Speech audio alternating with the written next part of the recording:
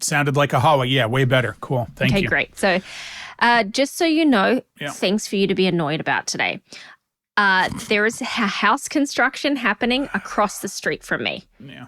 And it's going to be that way until mid-October. Well, we can't have this. You'll just have to go over there, and you can bring up Riverside on the app, and we'll just have to talk to them. Or I can talk to them because this is inexcusable. Do you speak Spanish? No.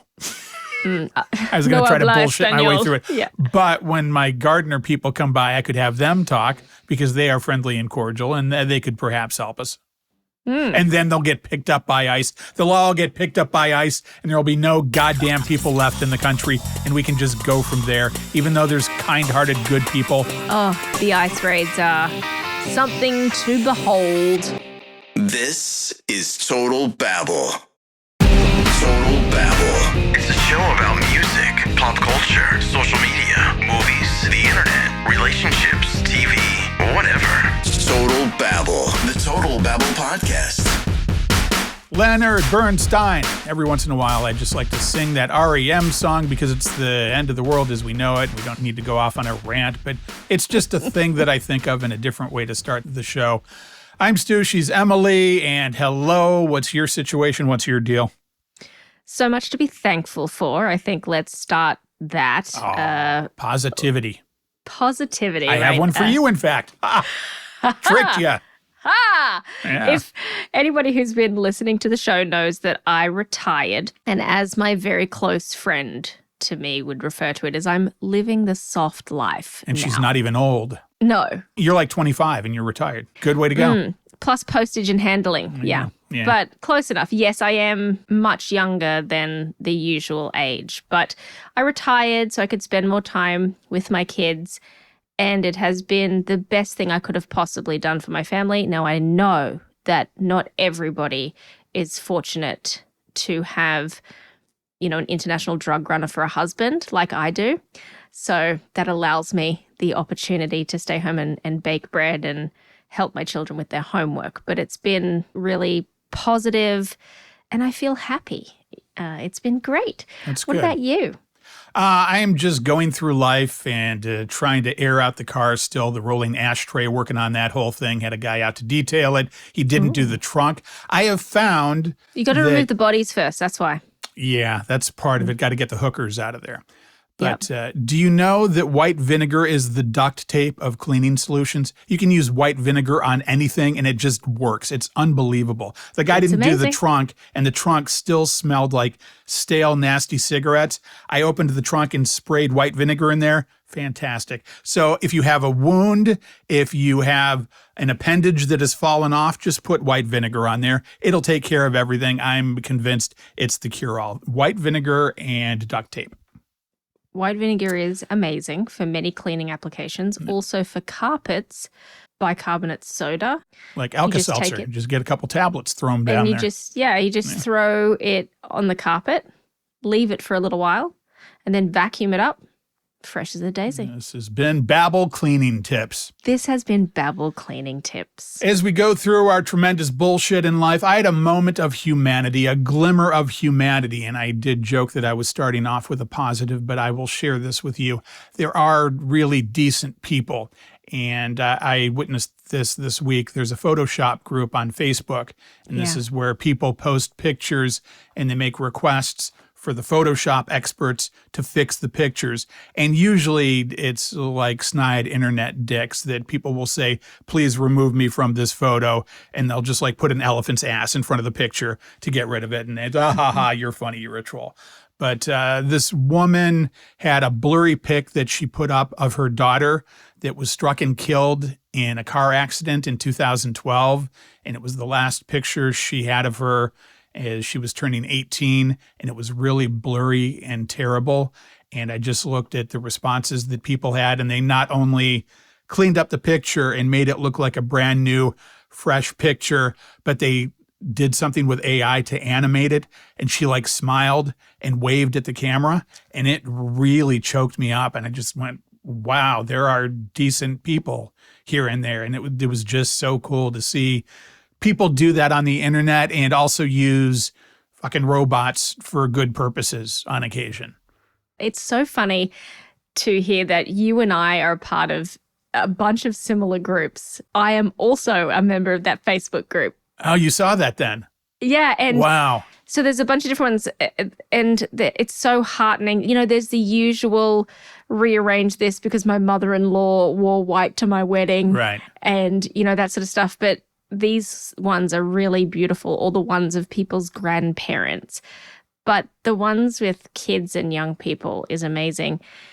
And now the ability to use the robots to animate it is just mind-blowing. I think a couple of episodes ago we were talking about all the pitfalls and creepiness of AI. And we also talked about how people were using AI to recreate voices of loved ones. And I think we both decided that was just disgusting. Yeah. We're not about it. But that particular application is really something special. Yeah, it's like, okay, there's your daughter and she's smiling at you and waving at you. And wow, it did. It choked me up and it was really cool. So have that. Then I'll bring this up. Remember how I am like the best person that would be the best parent because I don't have kids? Remember how we go through that? I would yes, be really like good at most people who haven't had kids, well, you but me currently would be the best at it. I'm idealistic and logical, and I would be the best parent ever. Well, I want to bring up this Mr. Beast person because you said that your kids watch Mr. Beast on YouTube, they're I Mr. believe Beast it is. Fans. Yeah, and he's huge. He's like mega millionaire, the biggest thing on YouTube, right? Yeah, he's also a massive contributor to philanthropic type activities. Like he goes to Africa and digs wells for people. He restores people's sight, all of that kind of stuff. He spends a lot of his money on doing good things in the world. Yeah, okay, fine. I have a concern. This is an interview with Mr. Beast. He was on Theo Von. Theo Von is the dumb Southern Joe Rogan.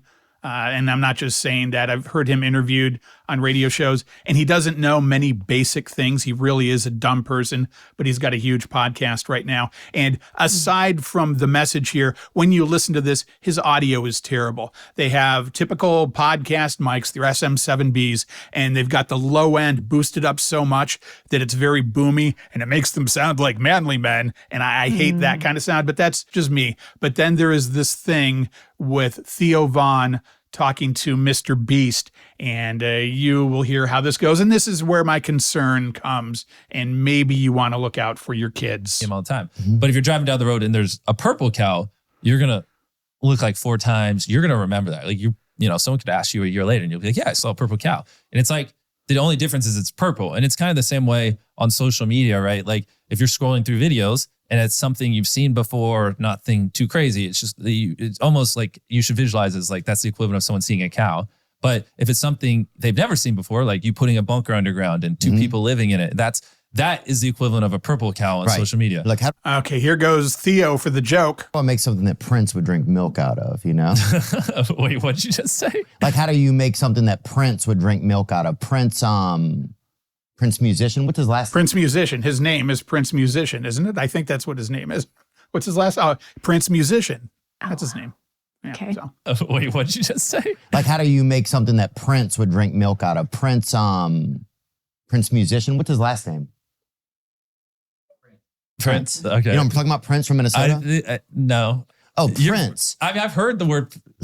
Mr. Beast does not know who Prince is. Is this somebody that you want influencing your children? My God. I will bet you dollars to donuts that he does know who Prince is, but that whole explanation was so weird and out of context and poorly articulated that he's probably reeling because he's talking to a guy who sounds like his mouth is full of marbles. He is the dumb redneck Joe Rogan, but still, they brought up pictures of Prince and showed him on the video screen later in the video, and there's a little bit more of audio here. And Little Red Corvette. Yeah. You know that song? He's a musician, but purple. Okay. He was like a purple guy. Gotcha. So like, how do you make this, right? There's 2,000 Princes, right? But he's the one-on-one. Yeah. He's Prince. Gotcha. Right? Like that's what I'm saying. Like how do you I gotcha. Yeah. So, sure, maybe he does positive things, but I don't know if I would want that kind of person around my kids. My kids would be listening to Darling Nikki fresh out of the womb. That's what I would have going on. I knew a girl named Nikki. I guess you could say she was a sex fiend. I met her in a hotel lobby masturbating with a magazine. My kids would be exposed to that because it's the wonders of the world. Things happen. You want kids to know about it. And also, it was never really known masturbating with a magazine. He was or she was. This is something that we never really got clarity on. And maybe this is something that you want to ponder in life. And I know it's not wholesome for your kids, but still it's out there, and maybe you want to let your kids know about it rather than some guy that just doesn't even know who Prince is. We don't need that kind of negativity in the world. It is one of life's great mysteries, isn't it? Yeah. Who was masturbating with the magazine? Which one? Which one? Because it wasn't specific. Clue yeah. For music nerds. I can hear in his voice how on the back foot and just epically confused he is about what's happening.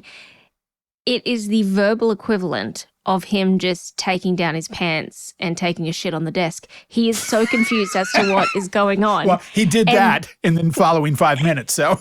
Right. And then Mr. Beast is trying to be cordial, trying to keep things going. The show must go on.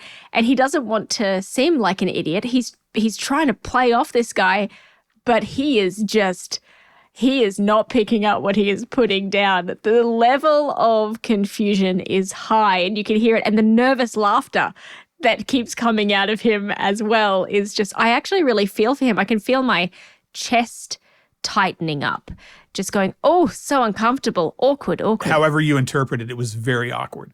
So awkward. And, sure, I don't expect that he's going to know the album cuts, the Lady Cab Drivers, but maybe Little Red Corvette, maybe a Let's Go Crazy. And I was a little bit let down. This is the generation. This is allegedly the person making the good Photoshop edits, but then they don't know who Prince is. I've brought it back to negative. I don't know. I feel like if you played him the songs rather than singing them to him badly, I don't know why. It's so weird for me to believe that somebody from the United States doesn't know who Prince is. Right. And would that person know who Michael Jackson is? Probably. And then I think Prince, way better than Michael Jackson, not even open for debate as far as I'm concerned. But would he know who Michael Jackson is? Probably. This seems unfathomable to me that somebody could go through their life not knowing who these people are. But I'm going to quiz my kids. Okay, I was about to ask you. Okay, if anybody, we should write down a list of bands, musicians, notable influencers, right? Pop culture influencers that they would have an excuse to not know. And I want to know if they know who it is. Which way do you do it? Do you say, do you know who Prince is and see if they know the songs? Or do you play the song and say, do you know who this is? I would probably just ask them, do you know who Prince is? Tell me what you know about that person. And if they start talking about British monarchy, I'm going to lose my mind. Do you know who Brian May is? You know, things like that. Like, it would be interesting. I wouldn't expect them to know the bass player from Queen, but right? Isn't that Did you ever see guitar player? Did you ever see that biopic they did, Bohemian Rhapsody? That was the name of it. I did not. Okay, don't. It's so terrible and has so many inaccuracies. And I'm not even a real wait a minute. Was Queen that the guy. Rami Malek one? Yeah. Yeah, he was good in actually. it, but it was so poorly done. Like, I know the hits as far as Queen goes, but it was so out of order and such bullshit. And they didn't get into any of the bad seedy stuff that Freddie did. And to me, that's part of the person. And he was a great singer and a great entertainer, but it was just so whitewashed. And then it was just really bad movie making aside from that. It's a bit like junk food. I remember that I enjoyed parts of it. Yeah. If you treat it as such, like just as brain junk food, you can enjoy the hits and the flamboyancy and that kind of thing. But if you really know what it should have been, the inaccuracies will absolutely do your head in. Except I would say it's the worst kind of junk food. I would say that Bohemian Rhapsody is the Mountain Dew of movie making. That's what I would come up with for you. It's really terrible. It's really terrible. What and people else? said it was good, and I don't understand them. It's kind of a litmus test. If somebody says they saw it and it was okay, I'm like, okay, I can kind of be around you. If they thought it was a great movie, there is some suspect activity going on there. I don't think I can like you. It's so funny. I get promoted a lot of reels. As you know, you and I both spend some time on social media. And it was a woman going around at a music festival or something, interviewing guys on the street and saying, when it comes to women, what do you find is an ick, right? Because I guess that's what the kids say. Yeah. And this one guy says, if I show a woman a movie that I've really liked, and either she doesn't know what it is or she's like, he's like, hard pass. And she's like, okay, well, give me an example of a movie that you think is a really great movie. And he's like, Taxi Driver? And the girl goes, what's that about? And he's like, it's Robert De Niro. And she's like, just completely blank. And you can see this guy just like going, oh my God, this chick. And I laughed out loud because I thought, that is totally Stu. Well, a point in fact, and what I thought of when you mentioned that, Spinal Tap. The new Spinal Tap movie is coming out Friday, a sequel, and they could really screw it up. They could really make it terrible. So far, it looks okay. I saw them on Kimmel last night, and it was pretty good, and there were some laughable moments. But the first Spinal Tap movie, you don't even have to relate to it because it's a fake documentary about old-time heavy metal guys, and you don't have to relate to that. But if you don't get the comedy, I have a problem with you. It's very subtle, clever comedy. It's Christopher Guest. Do you know all the Christopher Guest improv movies, Waiting for Guffman, Best in Show, all those? Yes. Yeah, like if you can't relate to those and you don't understand the goodness of that or don't even want to try, that's a problem for me. To me, that says something about you as a person. So I think what we've come down to is you need to test your kids. You say, okay, do you know who Prince is? Do you know what the songs are? And then maybe do a recheck. Put the word verses in front of them, just the word, and see if they can say verses, because these dumb kids today just keep saying verse over and over again. I heard it 3 more times this week, and I don't understand. Yeah, there's no excuse for a limited lexicon. The reason I know that there is a sequel coming out is because our 12-year-old rocked up last week and was like, guys, do you know about the movie about Spinal Tap? And we're like, yeah, man, of course we do. And he goes, it was the first mockumentary ever done. And I'm like, yeah, dude. Yeah, it was. And he goes, they're making a sequel. We should watch it. And I was like, yeah, okay. And so it's on our list to watch as a family. And I'm like, you could probably take your kids to that. There's probably not bad content in that, I'm thinking. Yeah, it's pretty tame, I think. But we've decided that probably this weekend we'll watch the original. Yeah. And then make a determination. There's a few little things in there. How old are your kids? 11 and 12. Okay, and where are you with the language? And you've met me, right? Yeah, but I'm just saying, though, they are your children, and they're 11 and 12. Language is not a problem in our house. I have that movie memorized, and you put a grease-naked woman on all fours and a glove in her face, and she's being forced to smell the glove. And you don't think that's sexist? So what? What's wrong with being sexy? There's a whole little thing there that could be an issue, but one of the greatest movies ever made. Well, we just see if it's getting a bit too raunchy or whatever, and then we'll just fast forward through that part. Yeah, I think that's the only questionable thing. The rest of it is all just good, subtle comedy. And if your kid is into that, then you could go with Waiting for Guffman, which is a little bit slower but great, and Best in Show, which is about a dog show, same kind of thing. Great movies, those ones. Our kids like Airplane. Great. And like Naked Gun. And there's a new Naked Gun that I have thought about going to see. Yes, with Liam Neeson. So this is the kind of comedy that we're into in our house. And so we're going to go see that as well. Well, then, just from surface level, even though this Mr. Beast guy is involved, it seems like maybe you're bringing your kids up, right? It seems like maybe you were bringing up children that know who Prince is. I would be very surprised if my kids don't know who Prince is. Fingers crossed. But and then when let's they see. know, you know what you tell them? You go, you're smarter than Mr. Beast. And that's what you tell them. I will relay that information. And then maybe you convince them to torment and troll Mr. Beast online because he doesn't know who Prince is. Maybe that could be their new job. Maybe we don't allow our children to comment on social media. No. Can't make an exception on this one.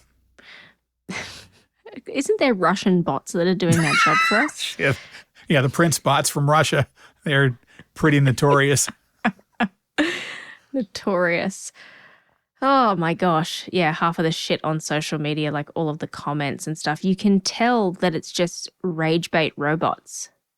And it's good you're keeping them out of it. I have a friend that his kid is into really good music and he's successful in school and he talks about him and he goes, yeah, I just don't let him be a part of social media. And he hasn't for all these years. And he's like 15 now. And I'm like, I don't know how you did that, but it's the best thing ever. I kind of feel like me as an adult, I wish I would have done that and just stayed out of it because I still click in once in a while. What's going on there? And it's, the Facebook groups is really the reason I'm on Facebook. The stuff you can learn from those groups and also keeping up with old people. That's the main reason.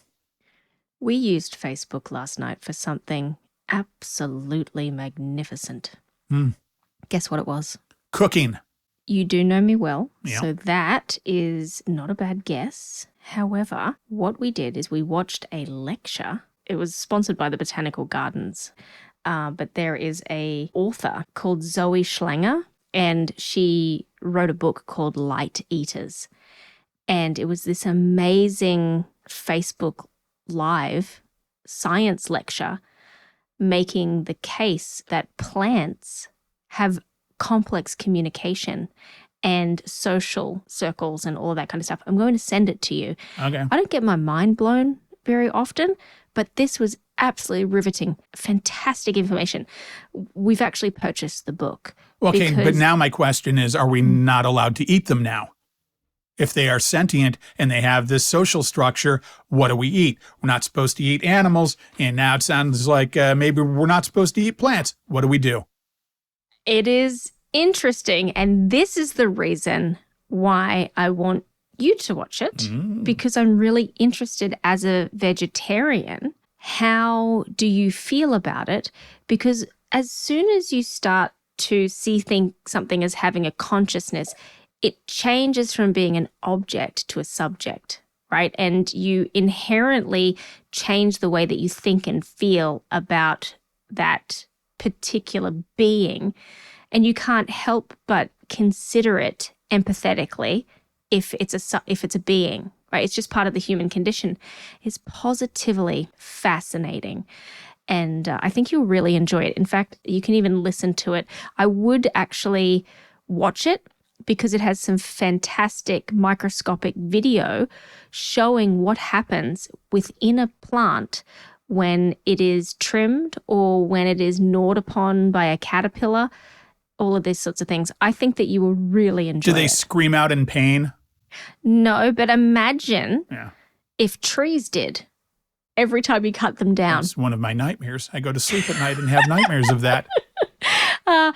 But without giving too much away, it shows this microscopic video of trees and more plants actually lighting up when they are injured and showing the light radiating and rippling across so that the message gets to every part of the plant. When you said lighting up, I thought you were going to say smoking a cigarette, and I was going to say that's not healthy. Don't be ridiculous. Plants only do that after sex. Okay. Hang on, making notes. Only after. And then Is that cannibalism? If a tobacco plant whips out a cigarette after sex, is that cannibalism, or do they only smoke marijuana? And we come up with these questions, and we're not even stoners. What the hell? We're not even stoners, and we don't eat Doritos. Right. These are life's really big questions. Oh, and actually, you just keyed me into something. I just have random thoughts throughout the day, and I try to write them down, but sometimes I forget. I was taking a whiz earlier, and I thought if I was interviewing job applicants, one of the things I might do is put out complimentary drinks and see which drink the job applicant took. Like if they took a juice, I would kind of be okay with it. If they took a diet soda, a little bit iffy. But if somebody took a Mountain Dew, automatic disqualification for hiring them, in my opinion. I'd say I would never hire that person because they have just shown the world that they are a complete tard and don't care about anything and don't care about themselves. I'm kind of there with you. But imagine if we also put out a beer and they just took their keys, popped a hole in the side and shotgunned it in front of you. I feel like that'd be an instant hire. Is that disqualify or completely qualify based on the balls of it? It depends on what the role is. Right. If we're trying to find somebody for like the Red Bull Tour or Supercross, I feel like it's an instant hire. Yeah. However, if we are looking for a daycare teacher, maybe not. Probably not. Yeah. Different strokes for different folks. Yeah. But the audacity would be superb. We nearly have the world figured out. Do you know about Druski? Have you heard of Druski? I don't know how to say his name directly. I do not. Internet sensation. He's a black comedian who put on whiteface and then went to NASCAR.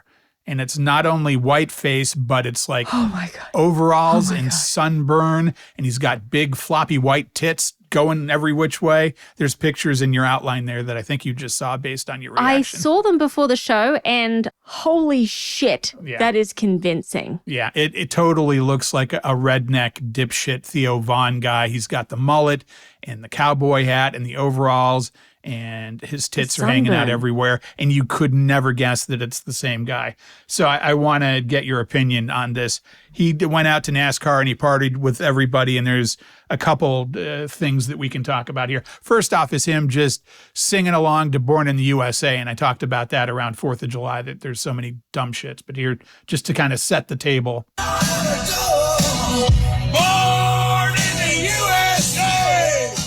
So he did that, and he's partying with everybody's relatives, and he's hugging on grandmas, and he's doing this and doing that, and just being the stereotypical dipshit. Then he's in his car, and there's a black kid walking up to NASCAR, and he kind of accosts the black kid, and see what you think about this. Hey, you lost, boy? No, I'm going to the race. What race? NASCAR race. You going to NASCAR? Yes, sir. A little bit. You ain't lost, did you? No, I'm good. I'm going to the race, sir. Sure about that? Yes, sir. Find something safe to do, boy. He's asking the kid, are you lost? Do you know where you're going?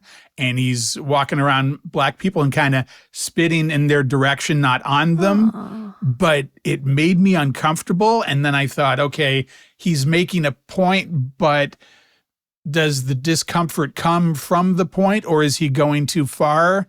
Or is he just doing it to be kind of an exploitive dick? I think the latter.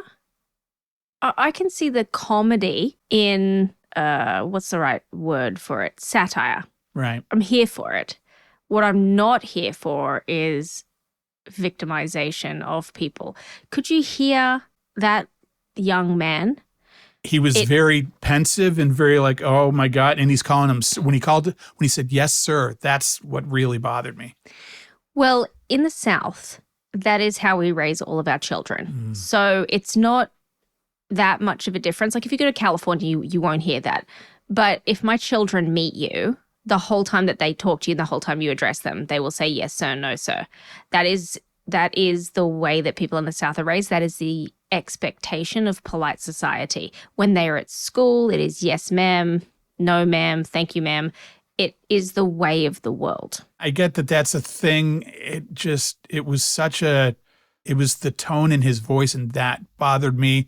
And I don't know how I feel about that, because part of me says it's just words, and he is making a point as a black man. He is a black man making that point. Does he get to do that? And then bringing around Theo Von, he commented on this and paraphrasing said, well, why is it okay for him to do that, but I can't do the reverse? And I feel a Jerry curl coming on. I can't put on blackface. Well, it is different based on history, and you're kind of a dumb shit for not realizing that. There's that part of it.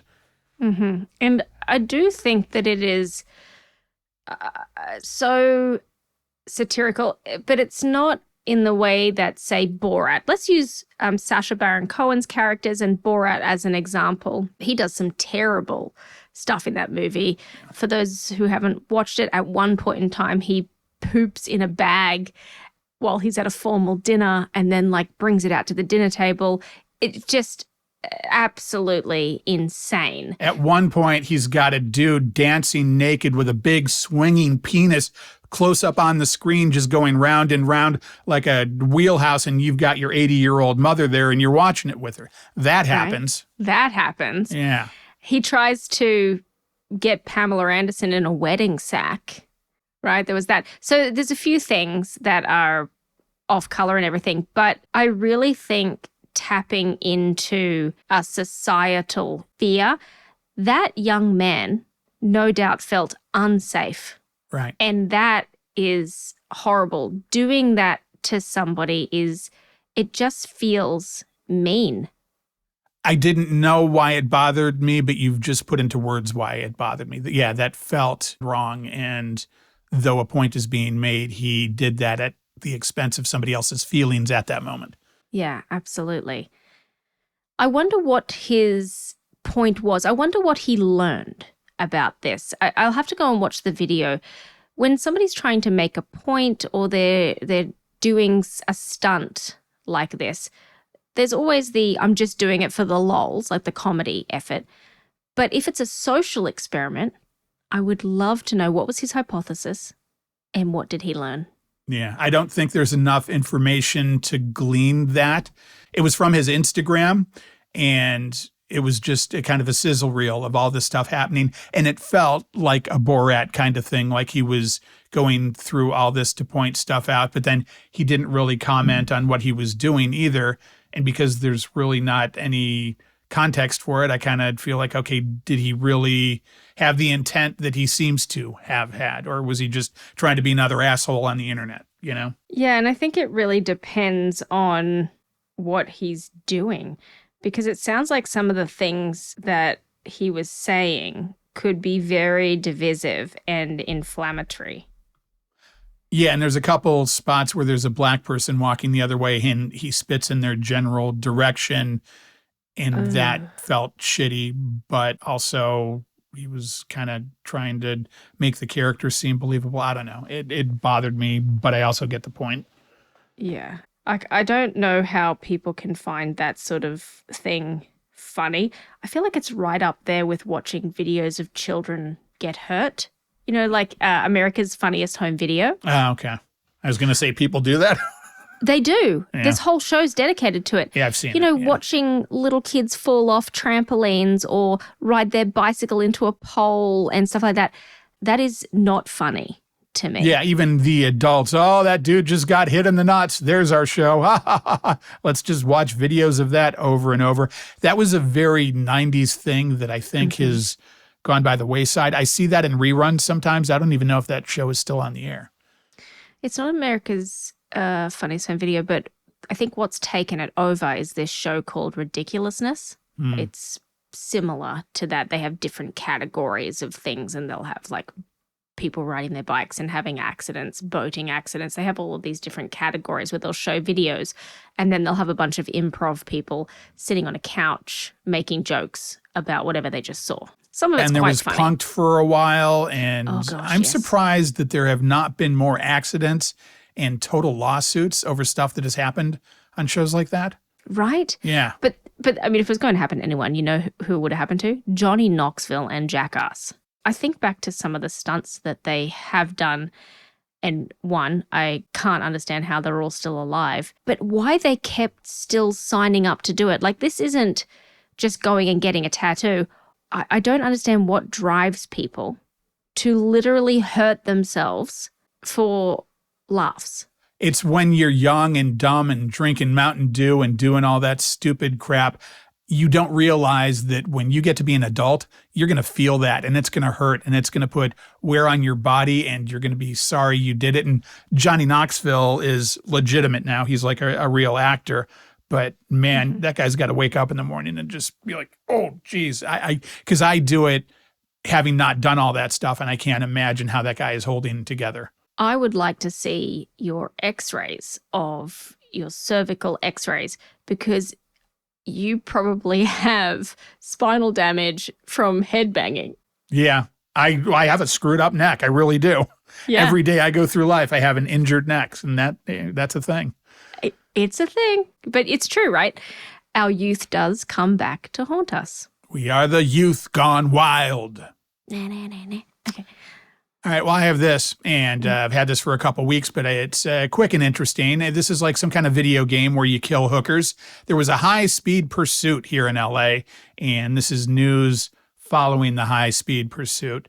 And I guess at one point, the watch commander of LAPD or whatever organization it was gave the order to end the pursuit. They say that you should do that because it puts the public in danger when you're doing the pursuit. And I wonder if that's a good idea to do that. But here is the news covering this after LAPD has backed off. See, he's running away, but there's no one chasing him, so it's interesting. Well, is it possible they're just farther back than we can see on this shot? No. They're you would see him in the shot somewhere. They're just we're in a gas station. We saw this before. Goes to the gas station, stops, and then he takes off he's again. Getting out. And I'm convinced that this woman is drunk. I have nothing to base that on, but she sounds drunk to me. Goes to the gas station, stops, and then he takes off he's again. getting out. Is it a gas station? Oh, there you go. Just abandon the car. Maybe abandon the car. There we go. He got out. Oh, he's literally filling up. Literally is filling up right now at the Shell station, Long Beach Boulevard and East Imperial or Oakwood Avenue. It keeps switching, but in that vicinity. So if you're law enforcement, do you come up on him at this point? Well, if you're there, you do. Well, what you do, you box them in. I mean, if they're close by, just box them in. Put a unit in front and back, and he looks like a large individual, and take him into custody. I mean, he stopped. Obviously, it's a pretty easy capture. He's pumping gas, and reportedly he has his shirt over his face. Is he going to pay for this gas? I simply must know. Good question. Is he going to pay? Is he going to pay? Probably he must have, because you have to run your credit card before you can get the gas. So I think he's a law-abiding citizen in that way. I think that's true. It is. So anybody who's listening to the show who's not based in the United States, there's something you need to understand about our gas pumps here. When you go to the gas pump, you either have to go inside first and tell them how much you want to put on the pump, or you transact at the pump. And the first step is, what are you paying with? And then you have to insert your card. It authorizes your card for $200. Like, it just calls your card to make sure that you can pay for the gas. Then you can choose your gas and start pumping. So this guy must have paid for this gas. Cops roll up on him. No, I'm a good law-abiding citizen. Look, I'm paying. No, look, I got my credit card. Yeah, I find that all good law-abiding citizens cover their face. Well, he had a skin condition. He was wiping it off. He's got a skin condition. He has photosensitivity, and he doesn't want whatever it is, melasma or something. You know, the other day, it's still warm here in the South, and we're driving down the street, and we drove past this young bloke who was head to toe in a tracksuit and wearing, I think it's almost like a balaclava, but it's a skiing snood. It's one of the ones that it doesn't have the holes for the eyes, but it has the part for the mouth that you can pull down. And he was wearing it across the bottom of his chin and then across the top of his head. Honestly, he looked like a little lady in a hijab. Why would but it you was do 80 that? degrees out. He must have been hiding something. Or is he a boxer? Is he trying to shed weight? What's going on? Right. But it was weird enough for me to go, what's that guy going as? Anyway, he was just walking down the street, but I don't understand. And I know what you're talking about, but when you say snood, I think it's got to be a Star Wars character of some sort. So anyway. Cy Snood, I think, was somebody in a Star Wars bar. I Snood, that's the Total Babble bed shop. I snood, you snood, we all snood for ice cream. This is very unusual. Yeah, I mean, wouldn't you expect the units to be rolling up on them? I would think that while they're not in pursuit, they got to be in the proximity, right? And they would converge on that and take him into custody. He's not going to get anywhere if he's stationary. Huh. This is the time to, but unless they're not in that particular area. But if the watch commander gave the command to terminate the pursuit, they've terminated the pursuit. Yeah. So it doesn't mean that they can't go to that location and take him into custody. Oh, but my goodness. Obviously, Give me another if that was my beer. car that had been stolen. I'd expect law enforcement to get But that don't car. worry, because the police helicopter can't get within the vicinity due to airspace needs because it's being live broadcast by those fuckwits. So they're the only people who can see the guy filling up because the police chopper can't get near it for love nor money. So this is amazing to me. So yeah, that happened, and it felt like something out of Grand Theft Auto or something when I saw that. It's like, okay, you would play this as a video game, and It's so funny. How high do you think that guy is? Because I don't feel like he's pulling from the school of good decision making. He must go through life like that all the time. He's probably so high all the time that he's not high. He's probably at that level that he's just normally at that would kill a normal person, but he's just used to it. Yeah, he's at the point where for most of us, you're 2 or 3 drinks in and then your pool game or your darts game gets like really good. So he's in that zone where he can steal cars and evade the police. Right. He's at that he's place. Not incapacitated. Shoot up one more time and he's on the couch. He's asleep. at that place where, because he's paying attention, he really would drive better, but he's legally impaired and would get arrested for that. It's that kind of area, I think. Yeah, exactly. And the whole time, all he can hear inside his brain is boing, boing. He's hit the star in Mario Kart and he feels invincible. Just picked it up. Wow, that guy. Did they ever catch him? They did. They caught him down the road many miles later, I think, once they caught up, and they maybe drove by. Did you see a guy? And the gas station guy said, yeah. I don't know, making all that up, but they caught up to him eventually when they cared. How could they see him if he was wearing his invisibility cloak? Yeah, that's a good point. I love they're like, is he making a run for it? Nope. He's filling up. So here's the last thing we'll talk about because there's not that much in the news, and I know you have a kid thing you got to go do. Chocolate. I hear it can taste better. There's Dr. Natalie Hesithinth. She's a composer, sound expert, and academic at the University of Bristol. She has developed a song that allegedly makes chocolate taste better. Here's the news story.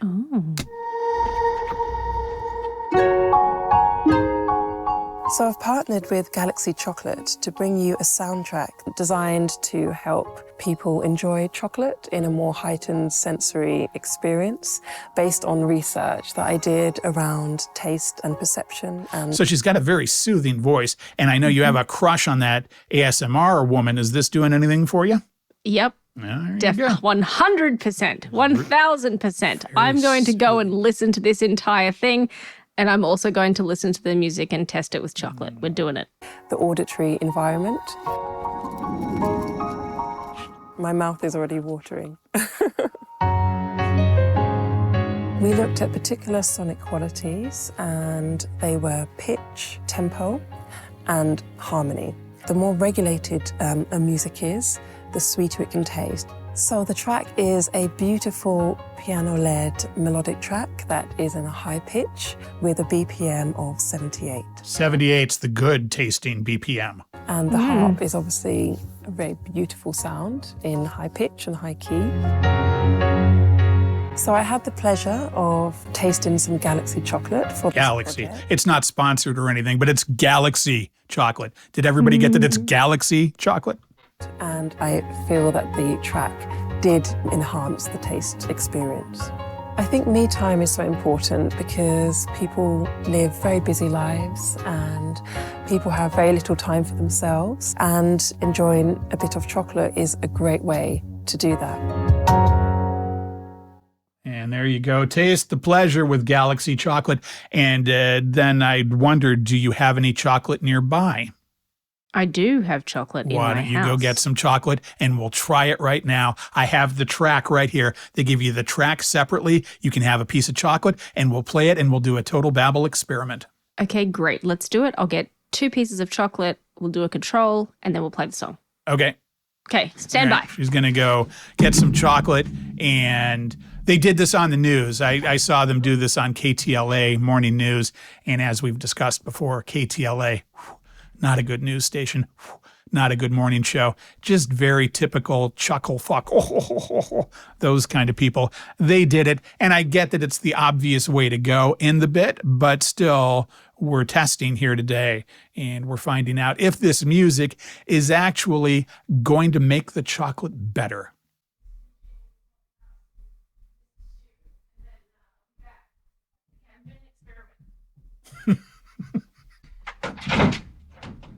I heard you explaining it. No, she doesn't have her headphones back on yet.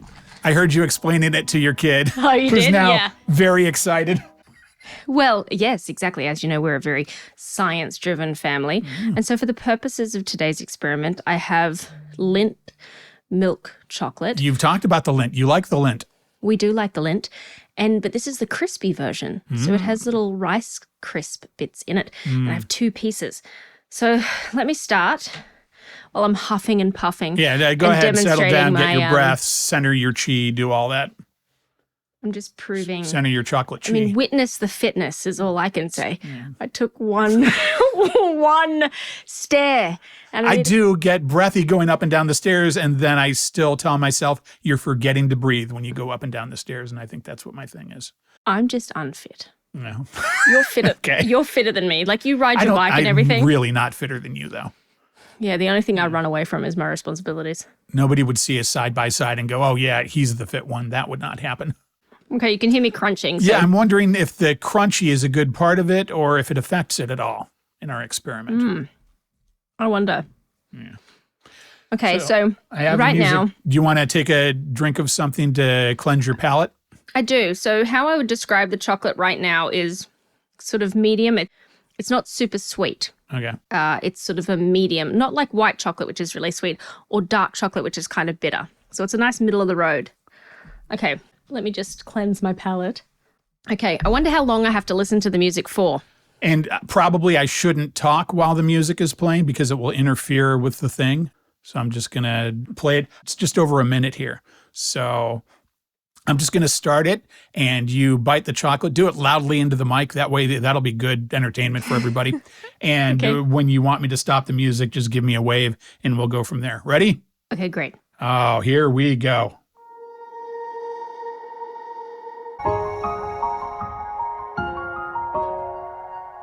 Okay, here I go.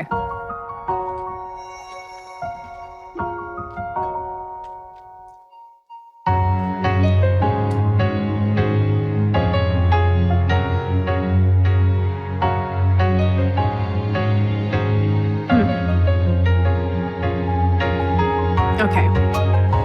All right, so you've done that, and did it enhance the chocolate thing in any regard? No. Okay. So I wonder if to experience it better, it has to be the whole environment. Listen to it for a long time, feel very relaxed. I don't know. Be in a better mood. Or I wonder if it has to be Galaxy chocolate. I wonder if that's what they're trying to push. I wonder. Or perhaps they just make it about the song, and that woman keeps talking with her soothing voice, and you go, oh, I like the chocolate more. Maybe it's her voice that does it for you. And actually, that is also a possibility. You know, hang on. You keep that chocolate Enjoy going there. chocolate in a more heightened sensory experience based on research that I did. Salivating now, aren't you? Taste and perception and I want the to have a cup of tea and lie environment. down. My mouth is already watering. Oh, yes. It's really interesting. I don't know what the mix is on the track where her voice is there as well. Yeah. But that has more of a sensory impact on me than the musical track just itself. Like there was a mix of almost, you could hear like a fire crackle. What that is, it's a video. It's her pouring the chocolate into a bowl. It's got like a, that's what that, and you're into the asthma stuff, so that makes sense for your brain. Exactly, for my brain. So that feels a little bit more relaxing and tingly. And when I hear it, my body has a physical response to that. And what is that? You fart or? No, I only fart when I'm nervous. Okay.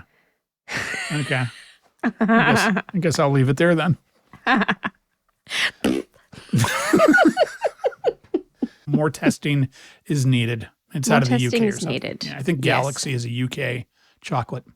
Yes, it is indeed. Do they have Mountain Dew in the UK, or is it only a United States thing? Wow, good question. I think they do have it, but the ingredients are significantly different. Right. I was at tennis on the weekend watching my friends play, and I engaged in this conversation with one of my friends talking about how since retiring, I've been spending a lot of time thinking about what do we put in our bodies, making a lot of our food, yada, yada. And I started reading the back of everything. And one thing that I noticed is that the ingredients for even name brand things here in the United States versus Australia, anywhere in the EU, it is significantly different. It is insane. And I think Mountain Dew is one of them. Go and look, Mountain Dew, Oreos, Skittles, stuff that we don't really eat. I have heard that everything has less sugar in other countries, and that makes sense to me because we're just such a processed society. Bread is a great example of that. It is difficult in the United States to find a bread product that is less than 2% added sugars. The bread is sweet. It's like a brioche type situation just for regular sandwich bread. That was one of the first things I noticed when I moved here. I would just go and get bread and I would put it in my mouth and go, ugh. Yeah, I can taste it.